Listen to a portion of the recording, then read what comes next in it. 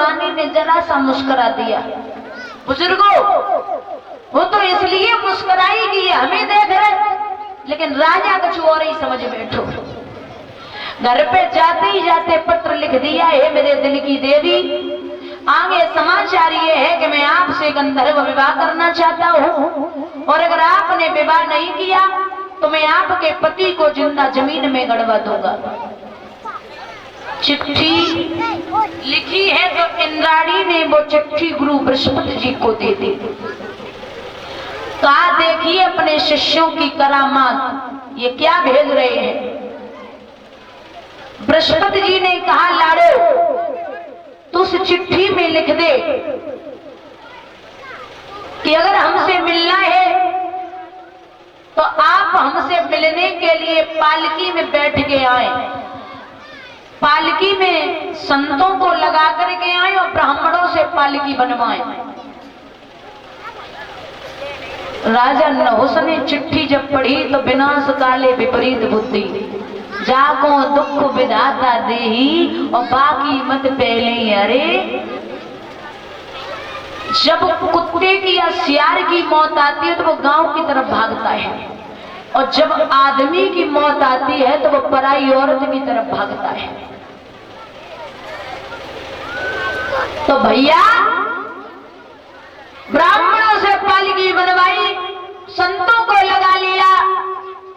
राजा नहुस पालकी में बैठ के चले हैं, जा रहे हैं, बोले जल्दी चलो जल्दी चलो जल्दी चलो।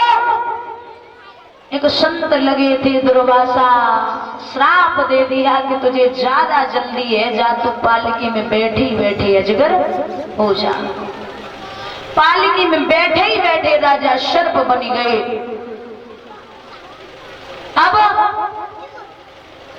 इनके राजा नहुस के 6 पुत्र हुए, यति, याति, सयाति, बियति, आयति और कृति।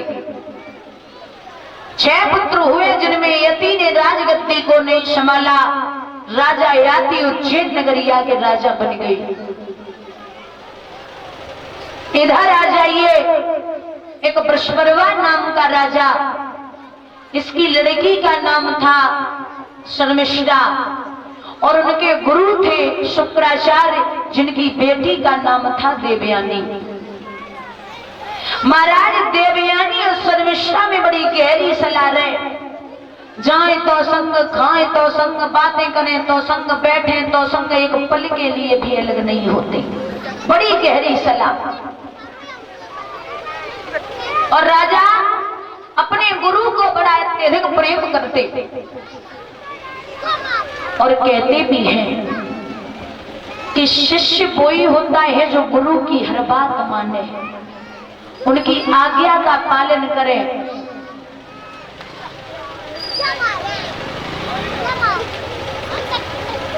आज के जमाने में तो गलन गलन में गुरुआ डोले, हमें गुरु करे ले, और स्वर्ग जाओ से नरक में हमें रुपया। लोभी गुरु लालची चेला, और वो नरक में एलम। एक कहावत है, गुरु करो जान के और पानी पियो छान के, लेकिन गुरु करो छान के और पानी पियो जान के। एक गुरु ने अपने चेले से कहा कि मैं 4 दिन के लिए बाहर जा रहा हूं, और ये जो मंदिर है ना, इसकी तू देखभाल करना, और ठाकुर जी का भोग लगा करके तभी भोजन करना। बोले ठीक है। गुरु जी तो चले गए, चेला को छोड़ गए। अब ऐसा तो था नहीं कि भगवान भोजन करते थे, वो तो भोग लगाया, पर्दा डाला, 5 मिनट बाद थाली उठा ली, लग गया भोग। लेकिन चेला हट करेगा, बोले देखो गुरुजी चले गए, हमें सौंप के गए सब कुछ, तो ऐसो करो तुम भोजन कर लियो प्रभु, तब हम दूसरों काम करें। भगवान ना आए। चेला सामने खड़ो, बोलो देखो महाराज आए जाओ, गुरुजी कह के गए, और अगर तुम ना खाओगे तो गुरुजी हम पे चिल्लाएंगे, तासे तुम पहले भोजन करो। ना आए। चेला बोलो महाराज आज जो रूखी सूखी है खाए लो, कल से देसी घी की पूड़ी बनाएंगे खिलावेंगे, आज आए जा। नहीं आए। चेला बोलो देखो महाराज हमें गुस्सा चढ़ी रही है, कुछ खोपड़ी गर्म न होता से पहले तुम आए जाओ। भगवान नहीं आए। चेला बोलो महाराज हम कुछ ज्यादा ही हो रहो, हम सेवो करबो जानते और कुछ और करबो जानते हैं, तो अगर पिटो न चाहते हो तो जल्दी आ जाओ। भगवान नहीं आए। लाठी उठाई और जैसे ही मारने के लिए दौड़ो, भगवान ने लाठी पकड़ी। बोले क्या बात है? बोले हमें पता तो ही कि तुम्हें आने तो है, भोजन करो। भोजन किया भगवान ने और प्रभु चले गए। दूसरा दिन हुआ, चेला ने 2 थाली तैयार की, एक खुद के लिए और एक राम जी के लिए। तो लक्ष्मण बोले भैया हमें ले चलो, कैसो चेला है तुम्हारा? तो दोनों थाली साफ और चले गए। तीसरो दिन वो चेला ने विचार करो कि 2 दिन हो गए भोजन ना मिलो, भूखन मर रहे, अब हम राम और लक्ष्मण 3 थाली तैयार करी। सीता जी बोली महाराज हमें ले चलो, कैसो चेला है तुम्हारा? तो 3 दिन हो गए चेला को भोजन ना मिलो, राम सीता लक्ष्मण भोजन करके चले गए। 4वां दिन हो चेला सोचने लगो आज हमें बहुत गुस्सा है, राम लक्ष्मण सीता और हम 4 थाली तैयार करी। हनुमान बोले हम तो बड़ो भक्त तुम्हारा को होएगो, हमें ले चलो। जो चेला ने देखो हनुमान को सोचने लगो अबे तो छोटे छोटे पेटन वाले आ रहे, तो बड़े बड़े शुरू हुई है, अब तो हमें कुछ नहीं मिलने वाला। 4 दिन हो गए चेला को भोजन नहीं मिलो। तो गुरु जी आई, 4 दिन की कह के गए थे, सुबह सुबह आए गए। 5वें दिन बोले आटा यहाँ रखा था, दाल यहाँ रखी थी और सब यहाँ रखा था, सब कहाँ गया? चेला तो पैसों गुस्सा में रहे, 4 दिन तो भोजन नहीं करो।